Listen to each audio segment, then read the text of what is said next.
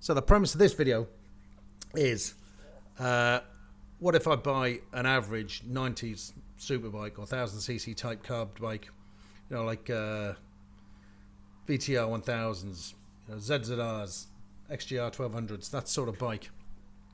How much do they cost to get back on the road and put on the road? Well, this is just my experience with my Daytona 1200, which kind of looks okay on the outside, but when you delve more into it, you know, there's more needs doing.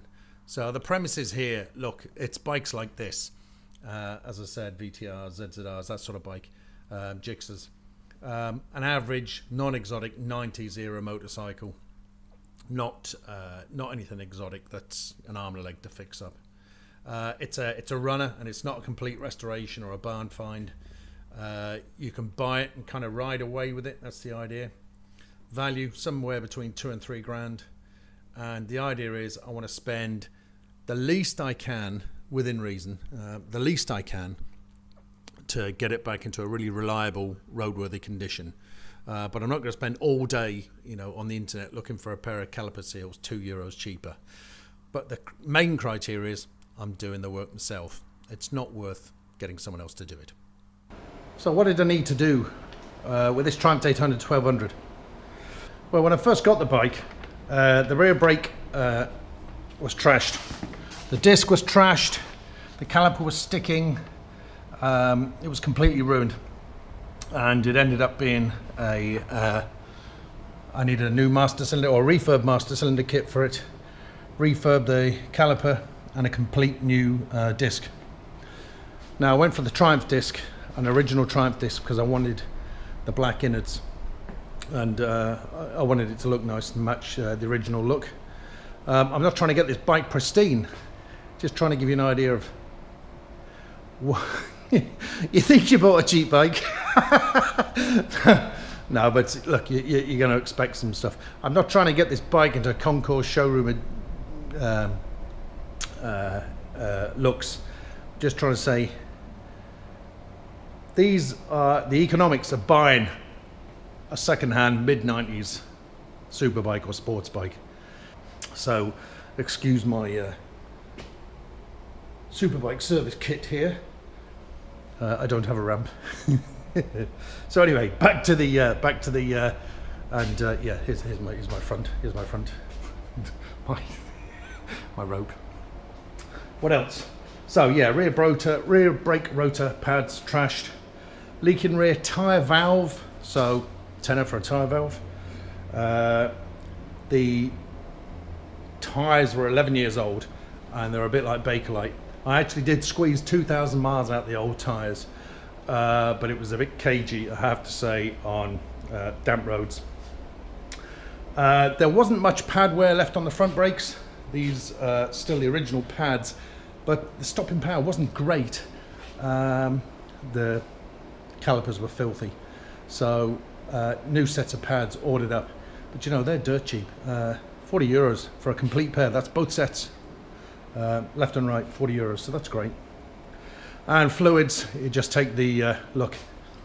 Who knows what the state the fluids are going to be? The engine oil. It looked clean, but who knows? Coolant. So I haven't changed those yet, actually, just because I was doing the valve work and I wanted to leave the old engine oil in there to gather up all the little bits of silicone sealant and crap like that for 500 or 600 miles, then get rid of the engine oil and put some new stuff in. So that was the obvious stuff when I bought the bike. But then the deeper you get into the bike and more you get riding it, then the more you find stuff out. Look, it ended up being really difficult to start when it's cold, so that was something I need to investigate. Kind of had that down as carbs, really. The battery only ended up lasting 3 or 4 weeks. That really, because the bike was hard to start, the battery had obviously had a hard life, and it just gave up. It wouldn't even save itself. 6 of the 16 valves needed adjusting, and if you're buying a second-hand bike like this, no matter what anybody tells you, you have to check those valve clearances yourself. You just have to. This was showing a valve service 2,000 miles. before I bought it. Admittedly many years ago, but 2,000 miles before I bought it. There's no way it could have been serviced properly. It must have been the apprentice doing it, because 6 of them were out. One really badly, really closed up. An inlet was really closed up. So, and of course with something like a Daytona, with all the fairing, was all the style in the 90s and everything, obviously, yeah, fair bit of work to get that done. Once I started taking all the fairing and the panels off and stuff, it ended up the carb rubbers. 5 out of the 8 carb rubbers were pretty crappy. All of the rubbers between the airbox and the carbs were just trashed. And one of the inlet ones on the engine to the carb. So look, I'm not going to replace 5 rubbers and not 8. So I'll probably cost myself an extra 20 euros there or something like that. Look, the idea was I wanted to spend the minimum amount of money, the absolute minimum I needed to get the bike reliable and roadworthy. So obviously things like the brakes and stuff have to be done. Ignition coils, they could have been part of my poor starting problem. I mean, now they're done, the bike does start better. It's not a brilliant starter, but it does start better.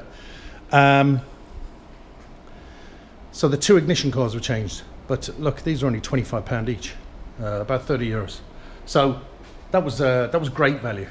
That's the thing, actually. I found everything for this to be good value and easy to get so far. The airbox was in a real bad way. Once I decided I was going to change the air filter, and look, I've made other videos on doing the air filter on this. It's this airbox, and you have to change the whole airbox, and it's a pain in the ass. But once it's done, it's good for another 24,000 miles. That was a little bit dear at 70 euros. But my philosophy of doing this was, look, I wanted to leave the airbox and everything bog standard. I didn't want to start putting K&Ns on or anything like this, upsetting the carbs and just giving myself another headache with bad fueling, having to work out what jets to use in the carbs. I didn't want any of that crap. I just wanted to leave it as is, bog standard.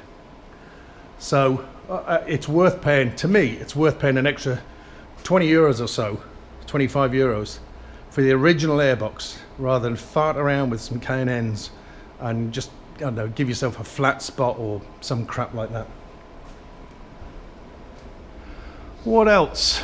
Oh yeah, when I took the head off, obviously to rotate the engine a bit easier, I needed to take the spark plugs out, and I had 2 different types, and neither of them were the right type. There's 2 different spark plug ranges for this bike, and I had 4, and neither of them were the right ones of any of them.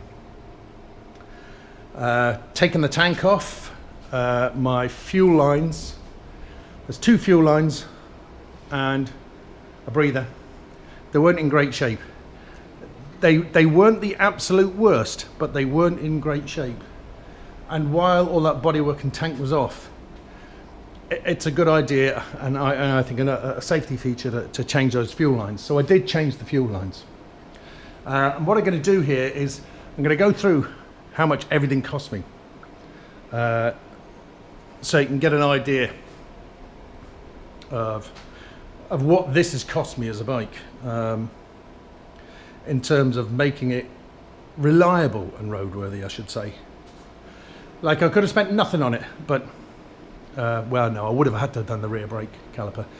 But you know, there's certain things, like this morning I was cleaning these front calipers and there's shit inside them, the mankiest, shittiest crap inside them, unbelievable.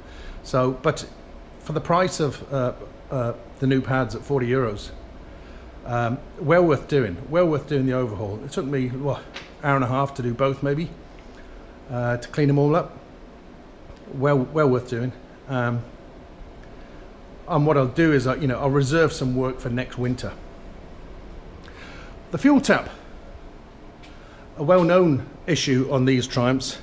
This fuel tap's plastic, and it breaks off inside and doesn't turn the little fuel tap. So it was actually stuck on. On the main tank. And when I thought I was turning it to a reserve, I actually wasn't. So I could have been really unlucky and broken down somewhere. But as it happens, I didn't. So a new fuel tap, that had to be got. So what's it cost so far? Haynes manual, gotta have a Haynes manual. Second-hand one, eBay, 15 euros. 6 valve shims, and a right-hand side crankcase cover. Oh, it's behind the phone, you won't see it.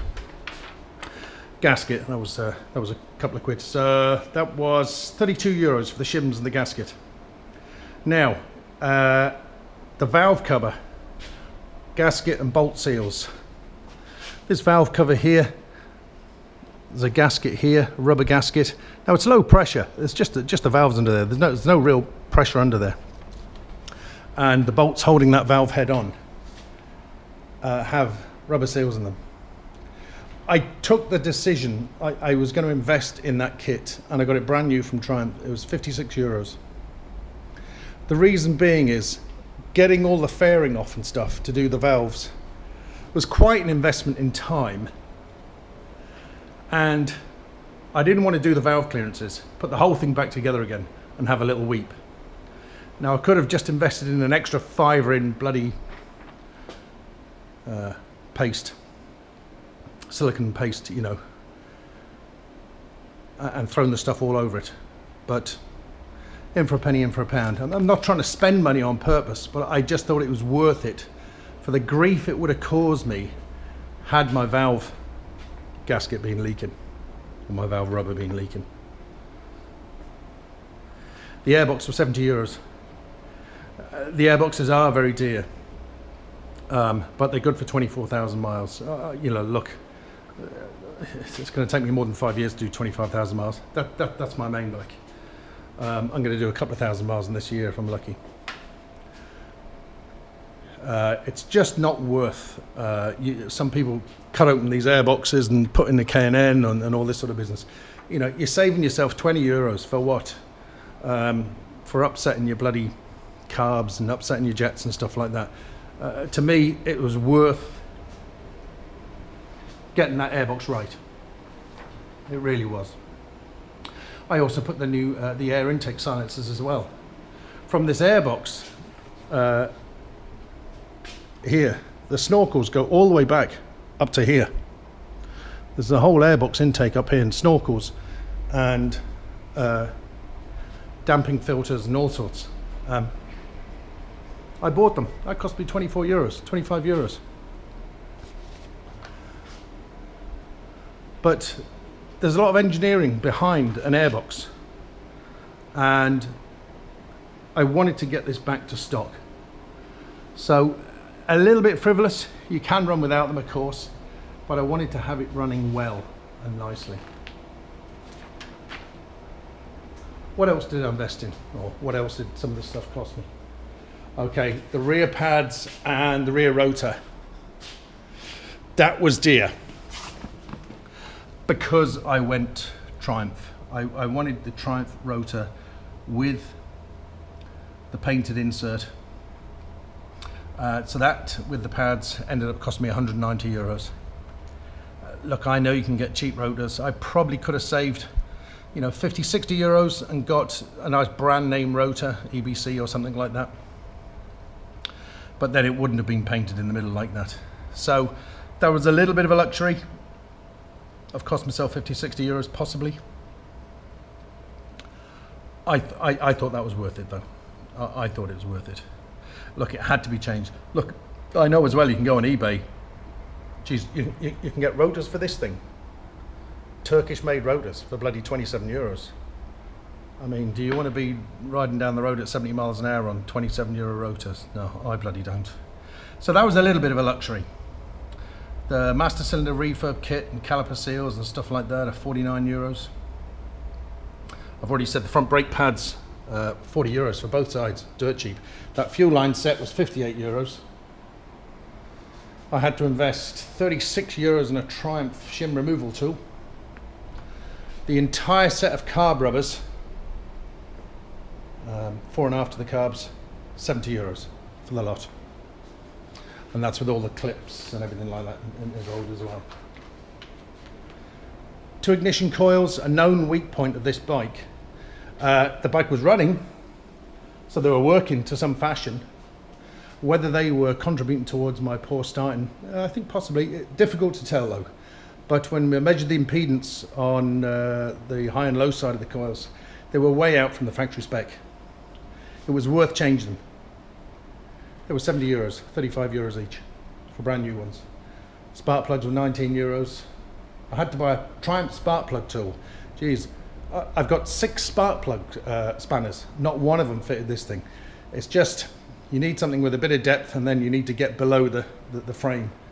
But look, even that was only 20 euros, and I got that brand new from Triumph. New battery cost me 70 euros.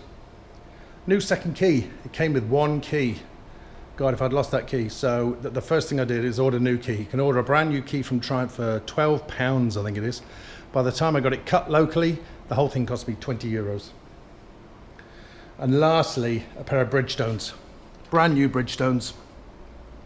Now you can shop around. There's about 5 or 6 different tyres that fit these. You can go sky's the limit on this if you want. But look, this isn't a track bike. It's not a, I'm no lunatic. A pair of BT23s on this is perfect. They cost me 260 euros with a new valve, balanced, fitted, and that was drive in, drive out. I thought that was good value. So in total, the whole thing has cost me 1,143 euros, or 1,018 GB pounds, 1,300 US dollars, 1857 Aussie, 1985 New Zealand. Now in Ireland we have a sales tax of 23% of VAT. So anything we buy, the 23% is added on for the cost. So some of those costs may seem a bit high to places where a value-added tax or a sales tax was a bit less. The economics of this only work if you do the work yourself. So it's not worth getting this bike in showroom condition. Okay, it had some, I had some alternative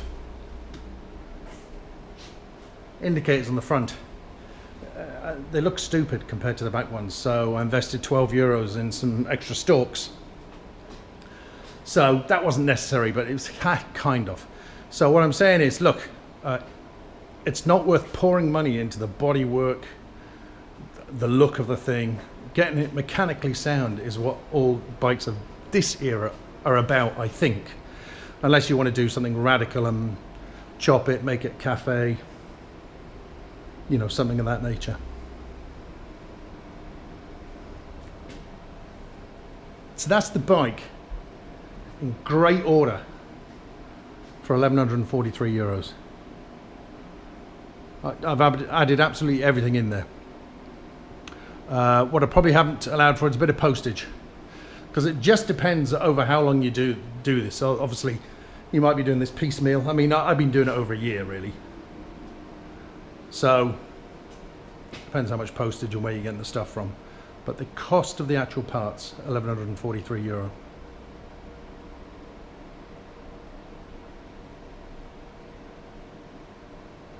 How much is the bike worth? Not a penny more than I paid for it. Honestly, not a penny. Because nothing you put into the bike, I mean, look, for a start, stuff like brake pads and shit like that, and master cylinders and whatever, refurb kits and all that, that's maintenance-y type stuff. It just has to be done. There's no real value in any of that, and you'll never get that money back. So if you're going to put that much time and effort into it, it's got to be for your own enjoyment. Look, there's no money to be made buying mid-90s sports bikes, doing them up and selling them on. You just, no one's going to buy them. If I said to someone, right, £5 for that bike, they'll run a mile. There's too many other bikes to choose. So I've not increased the value of that bike by a penny.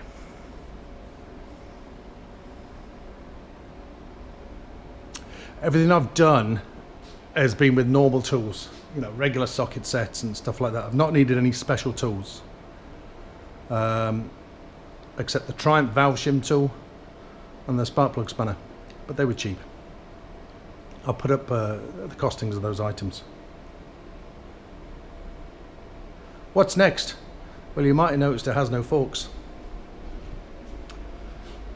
I went to do the preload front and rear, and my God, the stiction on the front forks. They weren't leaking, but well, the dust seals, the rubber was very hard. The seals are okay, they're not leaking. But I've put a few pounds since I last owned this bike. I owned this bike in 1995. It went through 10 owners and I got it back last year. I'm the 11th owner, so I'm the first and the 11th owner of this bike. Since I was that first owner, I've put in a few pounds. This bike is massively undersprung for my weight. So, new springs, fresh oil, and a quick refurb, new seals is the order of the day for the front forks. Now that's a bit of a luxury. To be honest, I could get by without doing it. And if I do those front forks, I've really got to replace the rear shock. There's not a whole heap of damping left on this rear shock. But you can't really see it. And the spring rate is very low. I can use more than 50% of the bloody suspension just sitting on this bike. And the rear shock is not rebuildable. I've been onto a few suspension places and they're just all saying no. I was onto one place that someone else said, yeah, they can rebuild those, but they didn't really get back to me. So it's bite the bullet time, and do you invest 800 or 900 euros in suspension? Because that's what it's going to take, and that's doing it cheaply.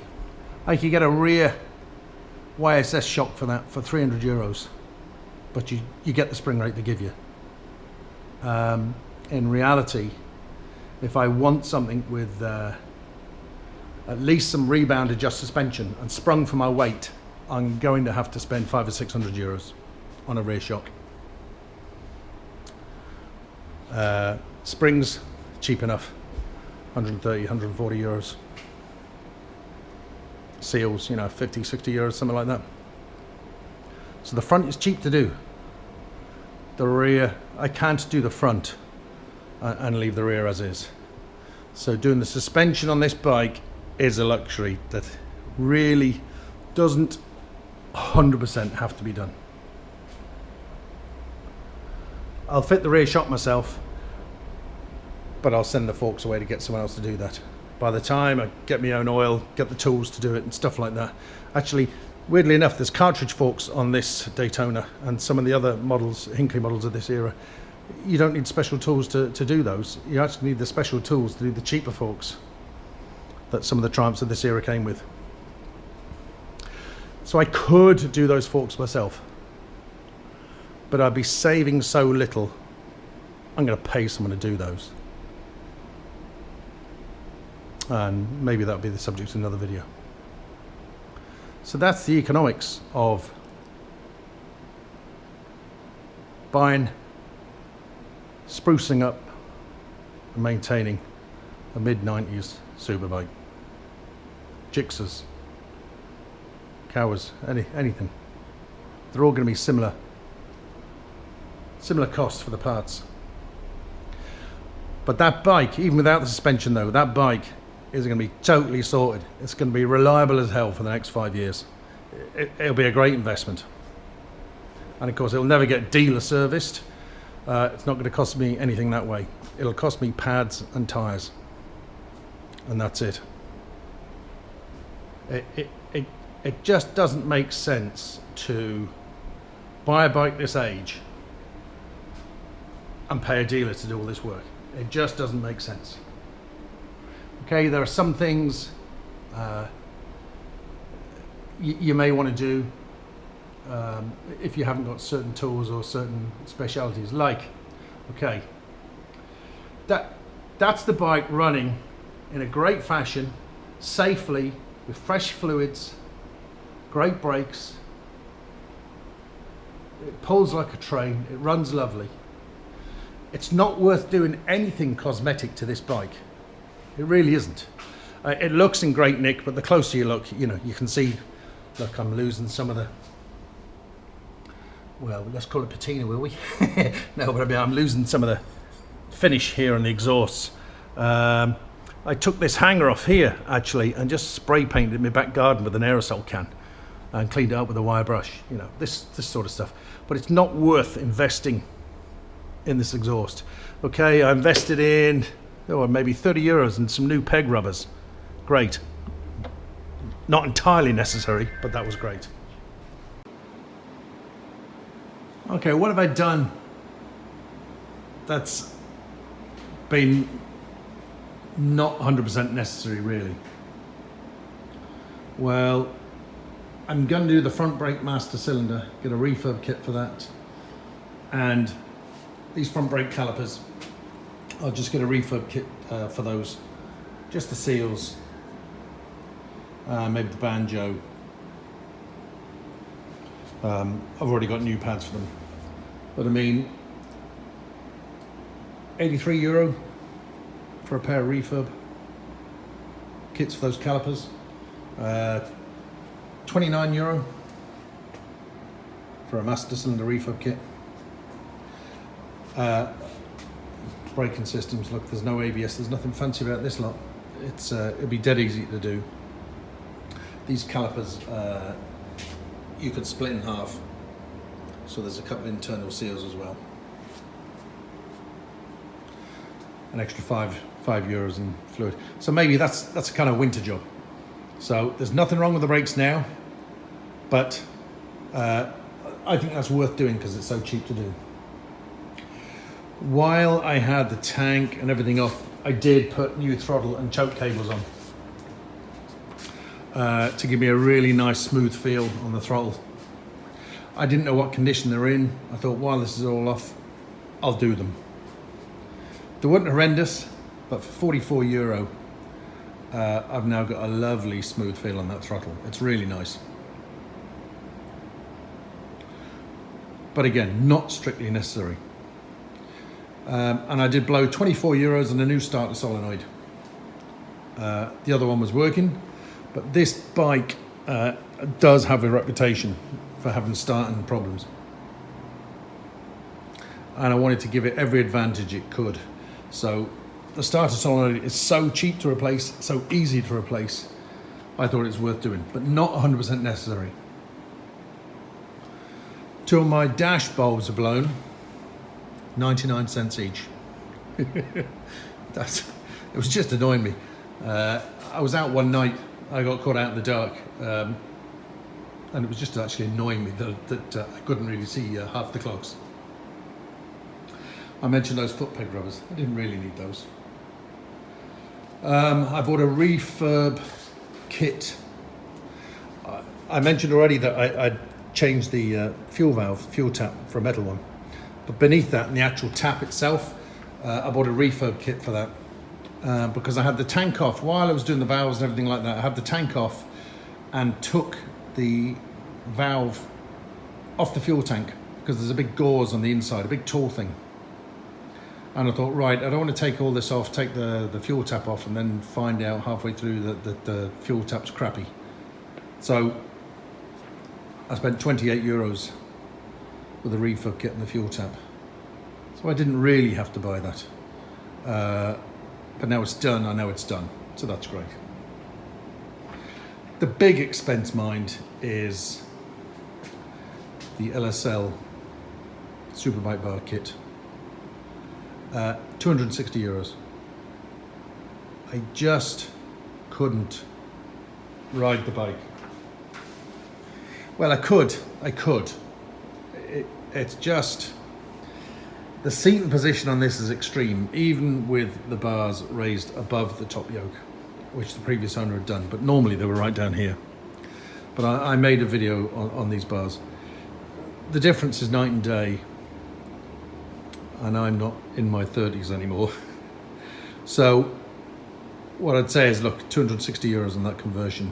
It's not strictly necessary, and I don't really count that as part of the costs, if you know what I mean. Because a lot of bikes you might buy this era have got bars that are perfectly normal, perfectly happy to use them as is. So it's just saying, look, that's what I spent. Oh, I did have to spend another 20 euros or something like that on bar ends, because you can get the LSL ones. These just happen to be Oxford ones that were kicking around somewhere. So there is other expense, but it's unnecessary expense. As I say, a few winter jobs. Get that front braking system, just the seals and stuff replaced. A little extra expense there, but nothing drastic. Nothing drastic.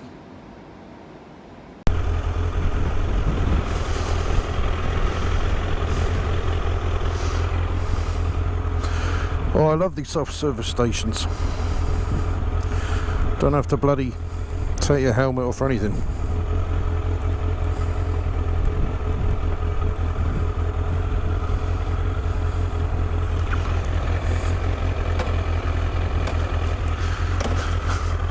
These early Triumphs, you didn't have to pull the clutch in to start it.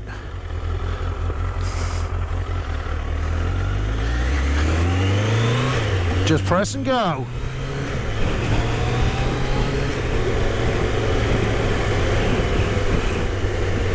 Yeah, you didn't look at all, did you? You didn't look at all.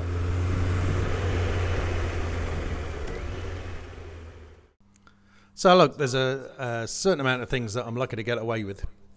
All the wheel bearings, headstock bearings, suspension, swing arm linkages, all in good order. I mean, that's the bike's only done 30,000 miles, so you'd be surprised if it weren't. The engine was in good nick, wasn't burning any oil, so no big engine work with cam seal replacements or head gaskets or anything like that. A couple of minor electrical faults which were easily sorted.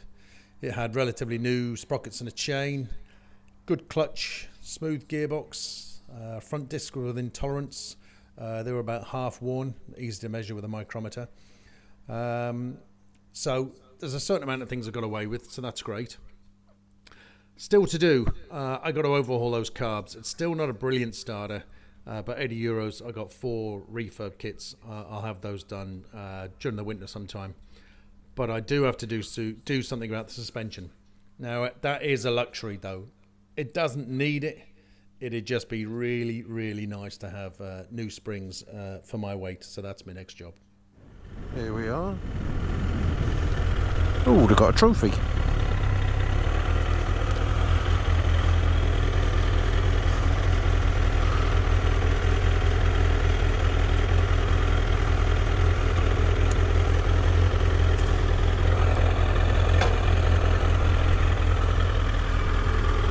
Oh, it's so easy to get off this bike. Hello, rocket customer alert.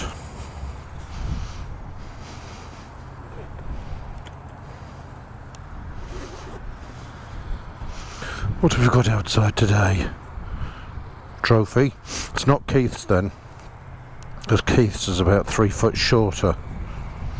Someone mowed into the back of him.